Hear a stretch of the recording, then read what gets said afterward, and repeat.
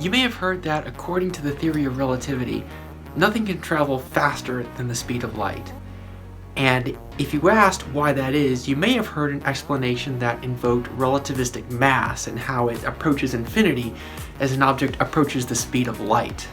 So for example, if you took an object that was going at 99.99% the speed of light, it would take an infinite amount of energy to accelerate it that last little bit, all the way up to the speed of light. But is that the simplest explanation? And what about particles that don't have a mass, like the photon? Would it be conceivable for a particle like that to potentially exceed the speed of light?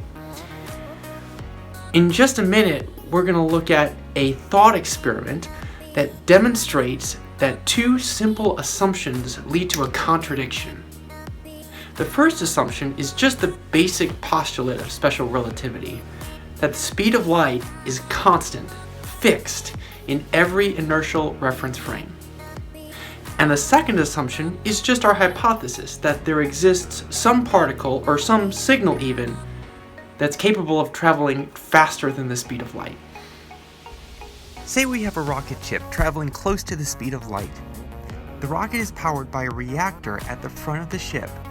A terrorist near the center of the ship has placed a remote-controlled detonator on the reactor that will cause it to explode, destroying the ship. He controls it with a pulse of light.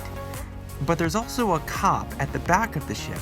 As soon as he sees the pulse from the terrorist's remote, he activates his own remote control that sends a signal faster than the speed of light to power down the reactor before the detonator goes off. If we analyze this scenario from the moving perspective of the rocket, we see the terrorist's remote activate, causing a pulse of light that propagates forward and backward at the same speed. But by the time the cop receives the signal and activates his own remote, it's too late. The terrorist's signal has already reached the detonator, with dire consequences for everyone on board.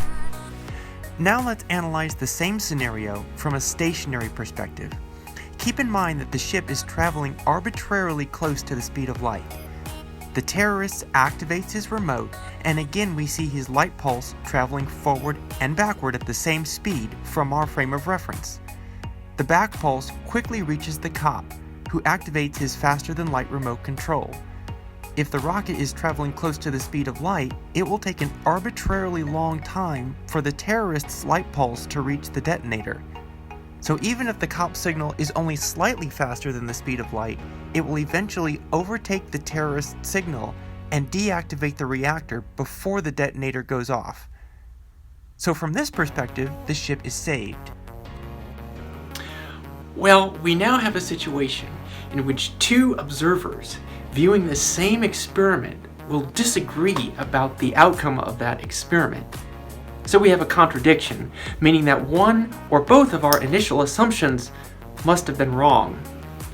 So the next time you hear about neutrinos traveling faster than the speed of light, or a theory that allows for faster than light communications, ask yourself, how would this particular thought experiment play out within the context of that theory? And hopefully in the process you'll gain a better intuition about the theory and about physics in general.